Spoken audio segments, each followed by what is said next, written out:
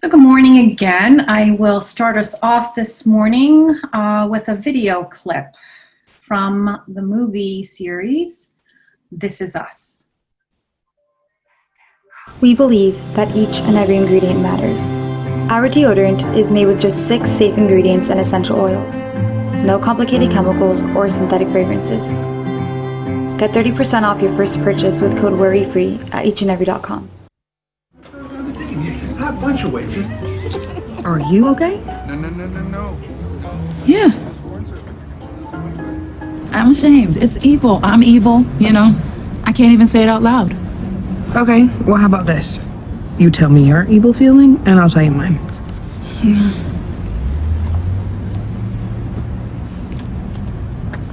I hate that Shauna's doing so well. Okay, that is bad. I know. I was praying for her last night. Like praying on my knees that she would show up here today in a good place. But then I see them together watching home videos or busting out inside jokes, and I don't know. That's just simpler for Randall. He's the only father she's ever known, but she already has a mom. You know? Where does that leave me?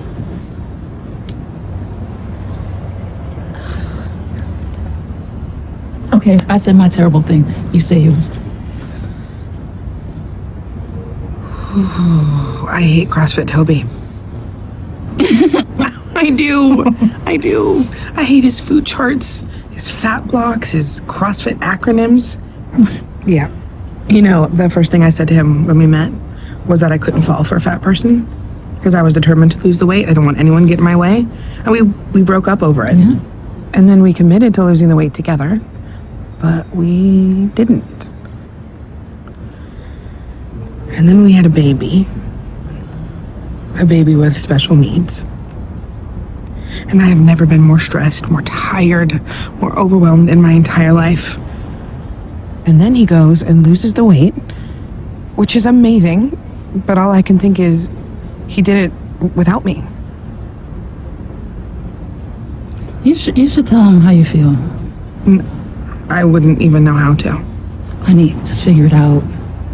Because if you're only going to other people about what's happening in your marriage, it can be dangerous territory.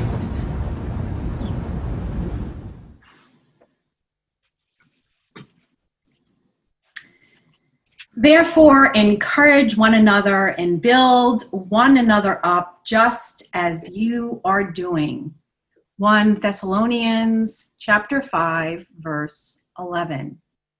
In the video clip that I just shared with you, Beth and Kate are doing just that.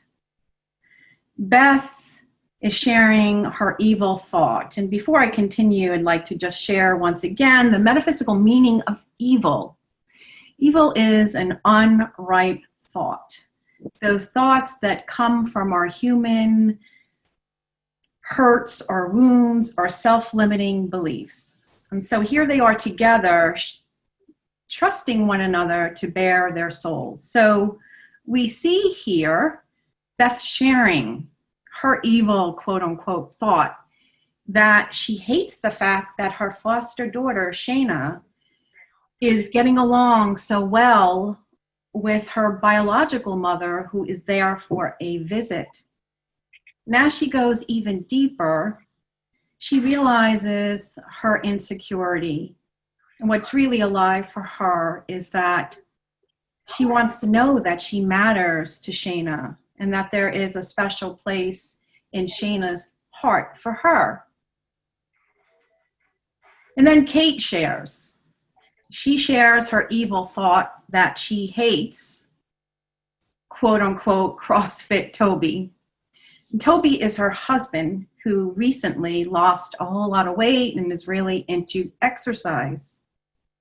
And as Kate shares deeper, she confides that she is stressed, she is tired, she is in overwhelm being a new mother to Jack, who was born with a deformity he could barely see. The show is one of my guilty pleasures. But as Kate goes deeper, she shares about her jealousy and her disappointment because they had made this pact together before she got pregnant, that they were going to do the weight loss journey together. And so she was feeling left out.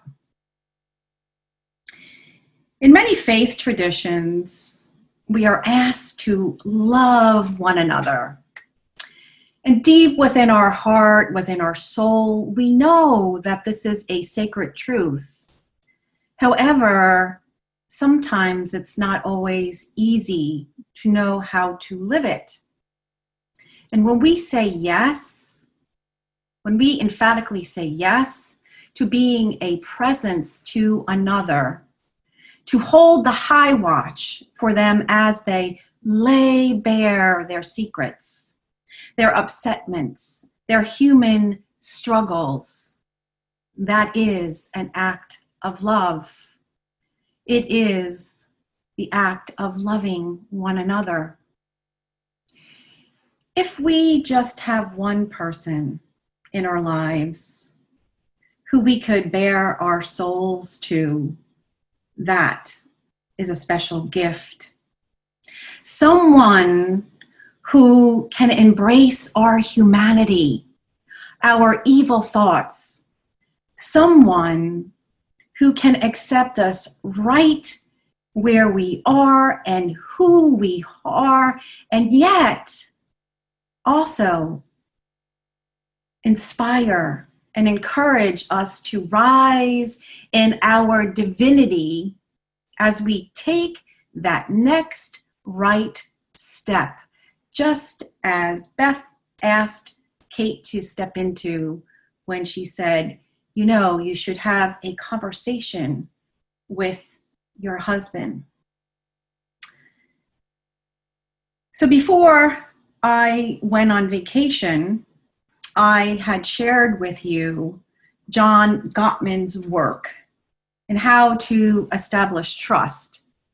How that we, as a person desiring to be that presence of trust, to be a person who can hold the high watch for someone, he used the acronym of ATTUNE to help us know who we are willing to be that steadfast presence. And I spent a whole lesson on this, so you can go back to unitybytheshore.org if you weren't with us to look for that video.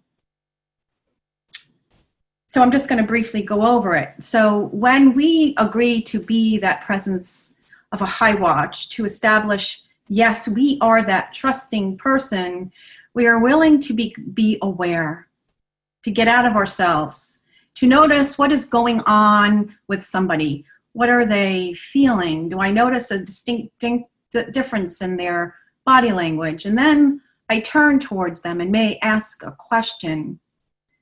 I am present to them. I am listening instead of multitasking, looking at my cell phone or doing something else. Then I agree to be tolerant. That means that whatever they are sharing, whatever feeling or belief or need they have, I accept it as their experience. And then I seek to understand what that experience is for them. I try to understand what it might be like to walk in their shoes. And then I also agree to be a non-defensive listener. How many times are we engaged in conversation with somebody and we're so busy formulating what we're going to say instead of being present, turning towards? We have to take a deep breath here when we're asked to be that non-defensive listener, because sometimes what someone is saying may touch a chord for us, and that means that there's an unhealed aspect that is going on within us, but we want to make it be about them.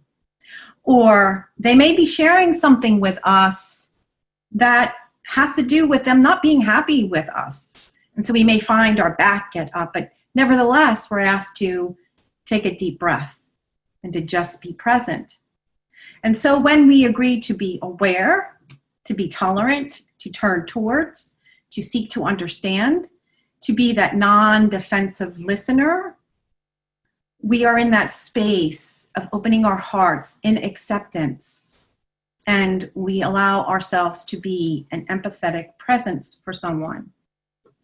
So today, what I would like us to do as we end our series on trust is, how do we know with whom we can place our trust? How do we know that who are those people who I know have my back? And so all of us at one point or another might have had that experience of confiding in someone only to have our trust broken. And many of us have experienced hurt and disappointment when a family member, a friend, or a coworker, instead of being able to attune with us, so to speak, be present with us, hold the high watch with us, instead judged and criticized us in our most vulnerable moments. When we have unhealed concerns or trauma, whatever you want to call them, around trust, many times we do one of two things. One, we vow we will close our heart. We will never allow that to happen again. And so we close our heart, we toughen up, I'm a tough one, you can't hurt me. And if somebody makes the slightest mistake, yep, there it is, evidence, see, told you, no one can be trusted, or they can't be trusted. And sometimes people go to the other extreme, where they go to person, anyone who comes before them, and they just bare their soul, whether that person is trustworthy or not, wanting somebody to care. And as they do that, they find themselves only making that upsetment even deeper and worse. And so today, in order for us to have that guide, with whom can we place our trust, I turn to the work of Brené Brown. And I get to share with you yet another acronym. Yay! So Brené Brown studied the work of John Gottman, who I shared with you about the attune process, and she studied the work of Charles Feldman and other researchers, and really exploring trust and how do we know, again, how we can place our trust in someone, and vice versa. And so that acronym is BRAVING, and that stands for boundaries, reliability, accountability, vault, integrity, non-judgmental, and generous. And we're going to see generous has a little bit of a different connotation here.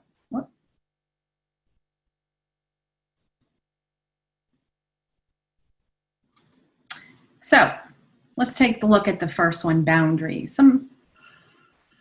So we all have things that we are willing to do in relationship, things that we're willing not to, things that are non-negotiables for ourselves. And so is it someone who's willing to respect my boundaries? Are they willing to ask what's okay and not okay? A lot of times we expect people to be perfect, to be mind readers. And we all have things that are really important to us. We may have different sets of core values. So nevertheless, is that person willing to ask, or am I willing to ask them, invite them into that space and honoring something for me? Or do I just cut them off right away? And if they are willing, then we know we are on our way to someone who's could be very well trustworthy. And here's something too. Are they willing to say no and to be honest? Sometimes what we are needing and wanting in a relationship, maybe they are unable, or maybe there are certain circumstances in their lives or things that are unhealed. And their no is not because they don't love us, but maybe at that moment or whatever you're asking of them, maybe it's not the right timing in their life. But they're honest with you and they let you know instead of pretending to be all things. Then we move to reliability. Now I just want to tell you, I am trying to be honoring, and so I'll just use the pronoun they for everything else to be inclusive of gender inclusivity, to use the word they. So I will do it here, but when you see they, just know that stands for all of it. So does what he, she, they say do what they say they would do? You know, if someone says they're going to do X, Y, or Z, do they follow through on their commitments? Or do they continually break their commitments? Is the individual just always want to tell you and promise you the sky, even when they are not capable of doing it, just to make you feel good? It is somebody who can keep agreements and commitments while balancing the busyness in their lives.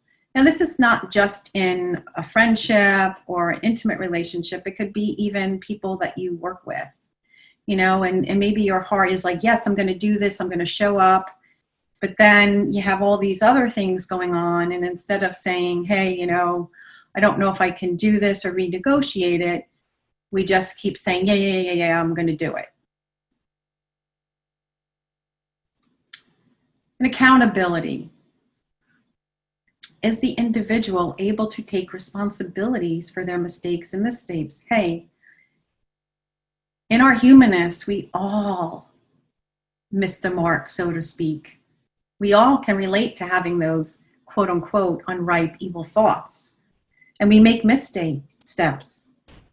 And so am I being unrealistic to expect somebody to be perfect? Or here, I know that this person's accountable, that when they do make a mistake or they break a commitment or make a misstep, they're willing to say, hey, I'm sorry. Are they willing to make the amends instead of making excuses as we see in that cartoon below?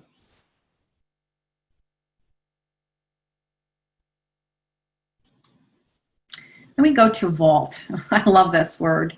If you've been in any classes with me, in a heart agreement, one of the heart agreements is that whatever is shared in the class or the group will be held in sacred confidence.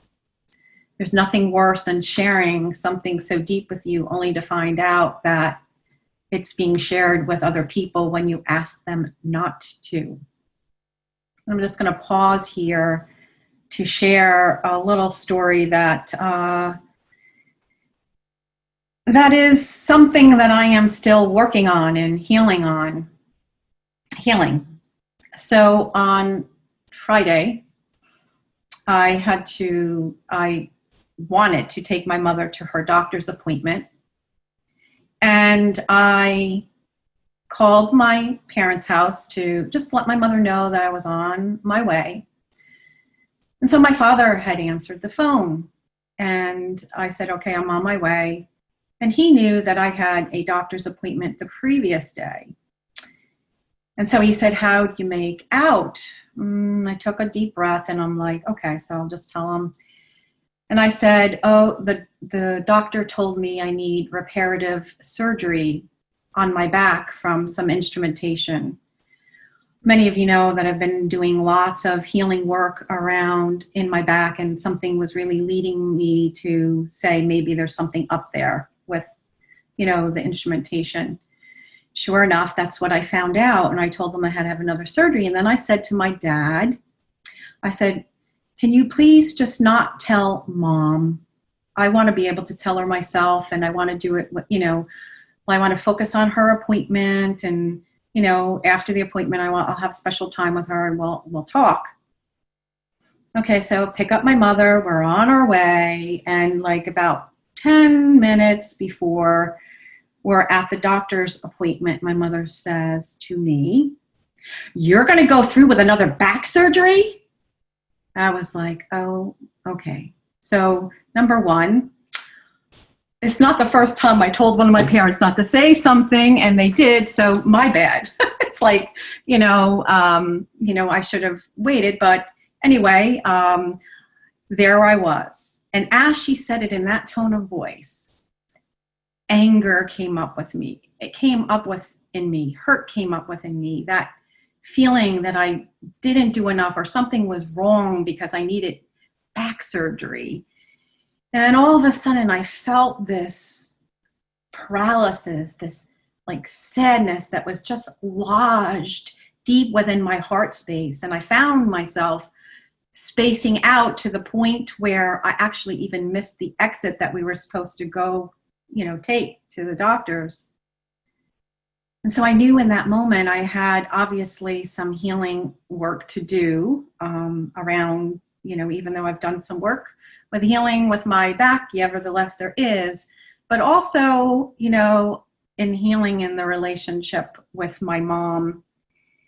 And then she said, I feel so bad for you.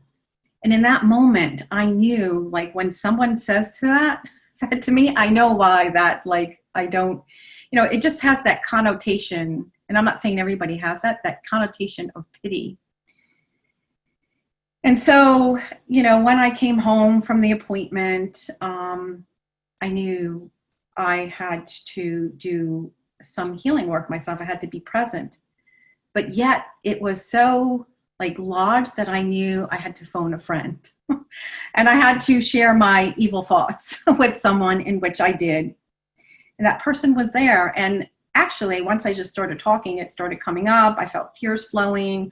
I myself even got the clarity, and that person prayed, and, I'm in a whole nother space.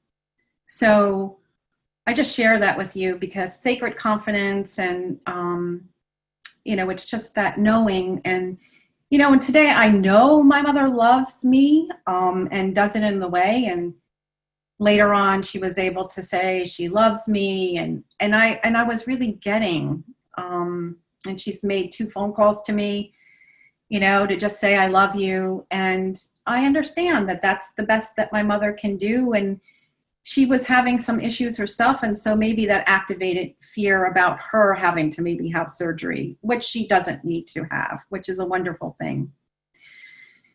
And so we continue this morning with the I in braving, which is integrity. Is the person that I am seeking to place my trust in, are they honest and trustworthy? And we can know that by who they are being, right? Even with the vault. Do you share things with people who are gossips, and you hear them share things about others? So how are they modeling their integrity? Are they honest? Are they trustworthy? And do they courageously model the truth they profess? We know all the individuals could say every quote from whatever they're studying, whether it's a Bible quote, a quote from Course in Miracles, or 5 principles. But are they modeling it? Do they live it in their life? Do they live their core values? Or do they talk the spiritual talk, yet they do not demonstrate it in their lives? And so then we move on to non-judgmental. Just as I shared before, on the example with Kate and Beth in the movie. And just in my own example of my friend, do they embrace and accept my humanity and my divinity and inspire me to come higher? Or are they holding these judgments and wanting to tell me what I should or shouldn't have done? And am I able to ask for what I need? And are they, too, able to ask for what they need? And don't we all, friends, really, if we're really honest, just want to be accepted and loved for who we are, and yet be inspired to be our best selves? Let me move into generous, which I said was a little bit different. A lot of times we think of generous, we think of giving of material things, of money, of possessions. But here, Brene Brown is asking to be observant. Are individuals able to hold the most generous interpretation of my words, intentions, and behaviors?